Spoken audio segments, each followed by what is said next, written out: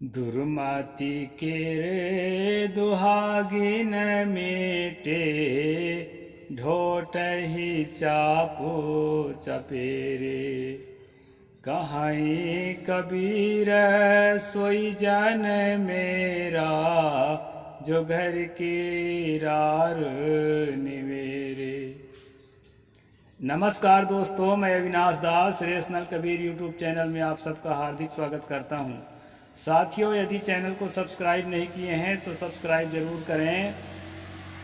Share करके सभी ग्रुपों में सभी साथियों के पास पहुंचाएं। बेल आइकन को प्रेस करें, ऑल नोटिफिकेशन ऑन करें, लाइक और कमेंट जरूर करें। दोस्तों, मैंने सतगुरु कबीर साहब की एक छोटी सी पंक्ति आपके सामने रखी है। उसका पहले मैं संक्षेप में अर्थ कर देता हूँ, फिर आज के प्रसंग पर चलते हैं, मनुस्मृति पर। काफ़ी दिनों से मनुस्मृति के स्ट्रीम नहीं हो रहा था दोस्तों, समय अभाव में आज थोड़ा समय है तो यह काम करते हैं। सतगुरु कबीर साहब ने कहा, दुर्मति केर दुहागिन मेटे, ढोटहि चाप चपेरे। कहाँ कबीर सोई जन मेरा, जो घर की रार निवेरे। सबसे पहले हम लोगों को चाहिए दोस्तों, चाहे हम शासक वर्ग के हों चाहे शासित वर्ग के हों, सद्गुरु के निर्देशों को अपने जीवन में फॉलो करें।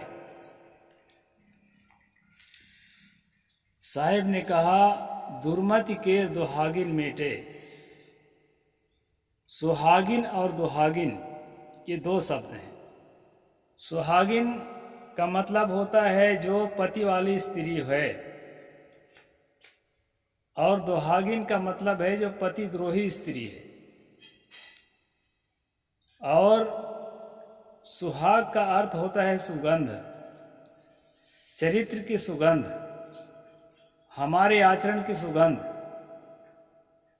और दुहाग का मतलब होता है दुर्गंध, ठीक अपोजिट।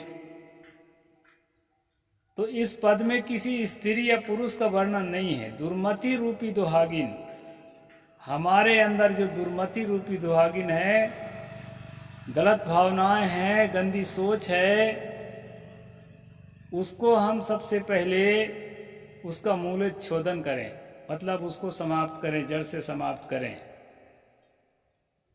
दुर्मत केर दुहागिन मेटे, ढोटहि चाप चपेरे। और बेटों को जो है अनुशासन में रखें। ये बेटे क्या है, उस दुर्मति से, दुर्मति रूपी दुहागिन से पैदा हुए कर्म, जो दुर्बुद्धि पूर्वक हम कर्म करते हैं, चाहे मांस खाते हैं, मदिरा पीते हैं, झगड़ा लड़ाई करते हैं, किसी को परेशान करते हैं, जीव हत्या करते हैं, या समाज में रंजिश करके आतंकवाद फैलाते हैं, जातिवाद फैलाते हैं, घृणा करते हैं, किसी को अपने से हीन देखते हैं, ये सारे कर्म जो है दुर्मति से, दुर्मति रूपी दुहागिन से पैदा हुए रहते हैं।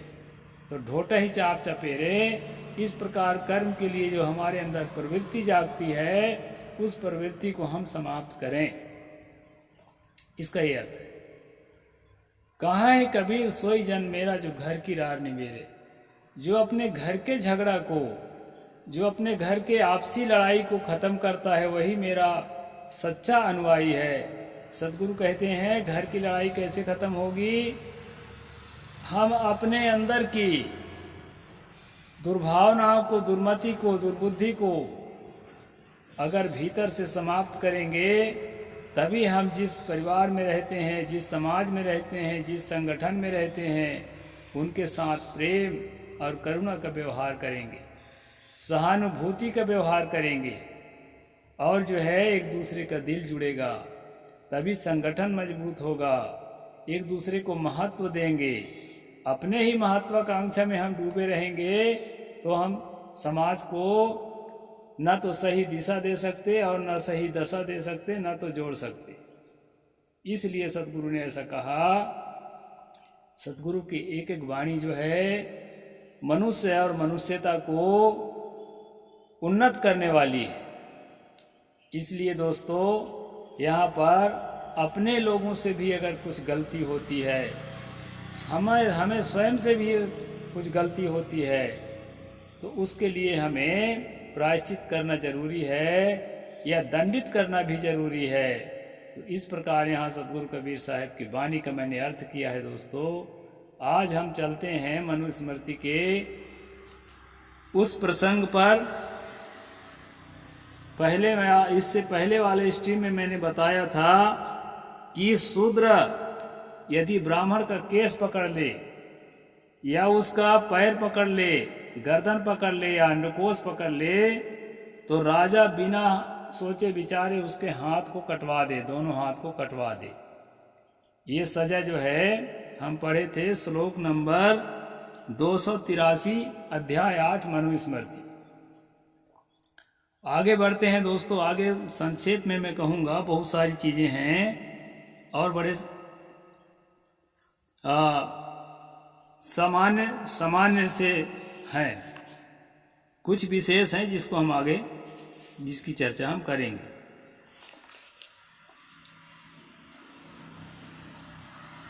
जो अपने ही स्वजाति का चमड़ा छील डाले या लहू निकाल दे तो उसे 100 पण का दंड देना चाहिए। मांस छेदन करने वाले को 6 निष्क दंड दें और हड्डी तोड़ने वाले को देश से निकाल दें। हड्डी टूटते तक, फ्रैक्चर होते तक अगर मारपीट करता है अपने ही जाति के अंदर, यहाँ जाति के हिसाब से हमेशा दंड होता है दोस्तों। मनुस्मृति में अपने ही जाति में आपस में लड़ते हैं उसके लिए अलग दंड विधान है। और यदि छोटी बड़ी जातियों में लड़ाई होती है, ब्राह्मण के क्षत्रिय के बीच में या ब्राह्मण शूद्र के बीच में या क्षत्रिय और शूद्र के बीच में, तो उसके लिए अलग दंड विधान है। तो इस प्रकार से यहाँ पर कहा है कि अपने जाति में आपस में लड़े हैं तो हड्डी तोड़ने वाले को देश निकालक सजा है, और चमड़ा छील जाता है, अगर खरोंच लगता है तो उसको जो है 100 रुपये का दंड देना है। मैं रुपया इसलिए कहता हूँ, इसमें पढ़ लिखा है। उस समय में रुपया नहीं चलता था जब मनुस्मृति को लिखा गया। वृक्षों के फल फूल पत्तों जैसा उपभोग हो उसे नष्ट करने वाले को उसी के अनुसार दंड दे। अगर वृक्षों को नुकसान पहुंचाया है किसी के खेत में जाकर के, तो उसके अनुसार दंड देना चाहिए। मनुष्य और पशुओं को दुख देने के लिए प्रहार करने पर उन्हें जितना कष्ट हो, प्रहारकर्ता को उतना ही कष्ट दे। यानी समकक्षीय लोगों में आपस में झगड़ा हुआ हो तो अगर डंडा से पीटा गया है तो उसको भी डंडा से पीट करके उसको सजा देना है। किसी द्रव्य को जानकर या भूलकर नष्ट कर दे तो उसको जितना धन नष्ट हुआ है उतना ही वस्तु उसको देकर के संतुष्ट करे जिसका नुकसान पहुंचाया है। चमड़े के पात्र, लकड़ी और मिट्टी के बर्तन नष्ट करने पर उनके मूल का 5 गुना राजा को दंड दे। मिट्टी के बर्तन और चमड़ा इत्यादि का उपयोग होता था दोस्तों। रथ सारथी और रथ स्वामी को उपयुक्त 10 अपराधों को छोड़ और अपराधों के दंड विधान किया गया है। बैल की नाथ कट जाने, जुआ टूट जाने, गाड़ी अपने रथ पथ से बाहर होने या धुरी की पहिया टूट जाने पर, चमड़े का बंधन, सवारी के गले की रस्सी और रास के टूटने पर सारथी यदि चिल्लाकर लोगों को हट जाने के लिए सावधान कर दे तो दुर्घटना होने पर सारथी दंड का भागी नहीं है। यानी दुर्घटना की संभावना अगर है और उसने चिल्ला करके बता दिया है तो उसको कोई भी दंड देने का विधान नहीं है। जहां गाड़ी हाँकने वाला के दोष के कारण गाड़ी रास्ते से अलग हो जाए और कोई दुर्घटना हो जाए, वहां स्वामी को 200 रुपये का दंड देना है। यदि गाड़ी हाँकने वाला होशियार हो तो दुर्घटना होने पर उसी को 100 रुपये का दंड देना, 100 पण का दंड देना है। यानी साथ ही अयोग्य होने से कोई अनिष्ट घटना हो तो गाड़ी के सब लोगों को 100 रुपये दंड देना है। नहीं, मान लो ड्राइवर जो है लाइसेंसी नहीं है तो सबको 100 रुपये देगा जितने लोग आहत हुए हैं। यदि अब ट्रक की बात नहीं है, ये जो है बैलगाड़ी और रथ की बात है। उस समय ट्रक और कार इत्यादि नहीं होते थे दोस्तों, उसके लिए दंड विधान यहाँ लिखा है। इस तरह से है, यदि गौ आदि पशुओं से दूसरे के रास्ता रुद्ध हो जाए तो सारथी अपने रथ को रोके और उससे प्राणी हिंसा हो जाए तो बिना विचार किए उसे दंड देना चाहिए।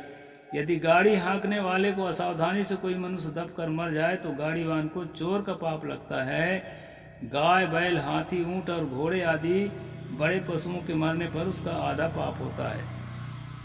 छोटे पशुओं की हिंसा होने पर 200 पण और श्रेष्ठ हिरण तथा सुग्गा, मैना आदि पक्षियों के मरने पर 50 पण का दंड देना चाहिए।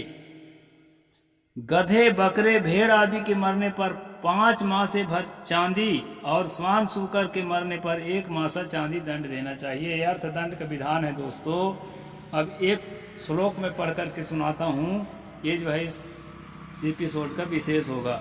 भार्या पुत्रश्च दासश्च प्रेष्यो भ्राता च सोदरः प्राप्ता पराधास्ताड्याः स्युरज्वा वेणुचलेन वा। ये श्लोक नंबर 299, 8वां अध्याय मनुस्मृति। इसमें जो है मनु ने कहा है कि राजा का अगर खास या न्यायकर्ता का खास कोई है, रिश्तेदार है, अपना आदमी है और अपराध कर बैठा है, तो उसको जो है दंड में कुछ हल्का किया गया है कि राजा का बेटा है या पुत्र है या उसी का खास नौकर है, उसके लिए कहा है। स्त्री, पुत्र, नौकर, दूत और सगे भाई। ये न्यायकर्ता के अगर सगे भाई है, दूत है, उसका अपना यानी उसका अपना कर्मचारी कोई है या अपने रिश्तेदार कोई है, उसके लिए यहाँ कहा है ये लोग यदि कोई अपराध करें तो रस्सी या बांस की पतली छड़ी से ताड़ना देना चाहिए। यहाँ पर जो है अपना पराया के हिसाब से दंड देने की बात है। वैसे जाति के हिसाब से दंड देने की बात तो पूरे मनुस्मृति में है, लेकिन यहाँ पर जो है रिश्ता के हिसाब से भी है। दोस्तों, जो भी मनु का समर्थक होगा, आज भी राम राज्य का समर्थक होगा, मनुस्मृति का समर्थक होगा, हिंदू राष्ट्र का समर्थक होगा, वो भेदभाव इसलिए करता है कि उनके मूल में, उनके जड़ में भेदभाव पूर्वक न्याय करने को बताया गया है।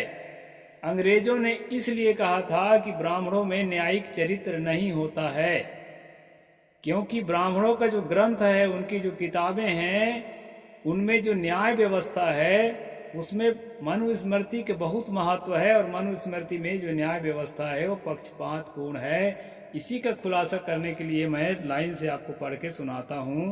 तो यहाँ पर दोस्तों ये बताया है कि अपनी पत्नी अगर अपराधी है, पुत्र अगर अपराधी है या खास नौकर अपराधी है या दूत या सगे भाई अपराधी है, तो उनको जो है पतली रस्सी से या छड़ी से हल्की ताड़ना देना चाहिए, यानी थोड़ा थपथपा दो और काम चल जाए।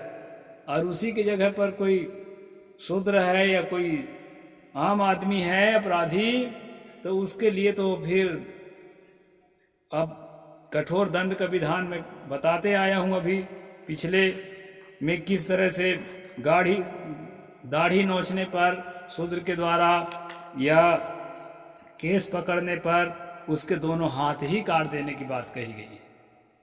अभी पिछले एपिसोड में मैं आपको बताया आया हूँ। इस प्रकार से दोस्तों ये मनुस्मृति का दंड विधान है।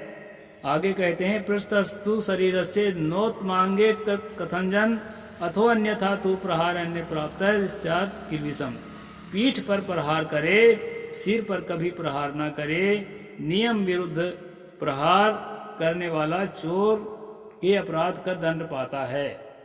यानी दंड देने का विधान है कि पीठ पर ही डंडा से मारे या कोड़ा से, रस्सी के कोड़ा से मारे, उसको जो है पीठ के अलावा दूसरे अंगों पर नहीं मारना चाहिए, ऐसा यहाँ मनु कहते हैं। अगर दूसरे अंगों पर मारता है तो वह भी अपराधी हो जाता है और उसको एक चोर के समान दंड देना चाहिए, ऐसा यहाँ मनु ने कहा है। चोर को दंड देने के विधान में पहले बताया आया हूँ कि उसको दोनों हाथ उसका भी काटने का विधान है, और जो है और भी विधान अभी मिलेगा तो मैं बताऊंगा। इस तरह से दोस्तों यहाँ मनु के कानून पर मैं चर्चा कर रहा हूँ। आप लोग यदि पिछले एपिसोड्स को नहीं देखे हैं तो जरूर देखें। पूरा मनुस्मृति हमको समझना है, तभी हम ब्राह्मणवाद को समझ पाएंगे, तभी हम जो है राम राज्य को समझ पाएंगे, तभी हम हिंदू राष्ट्र को समझ पाएंगे। और तभी जो है अपने आप को उससे छुड़ा पाएंगे, हमारा मोह भंग होगा और हम सच्चे भारतीय बनके डॉक्टर बाबा साहेब अम्बेडकर के द्वारा दिए गए संविधान का सम्मान कर पाएंगे। तो आज इतना ही कहूँगा दोस्तों, साहेब बंदगी, जय भीम, जय जोहार, जय भारत।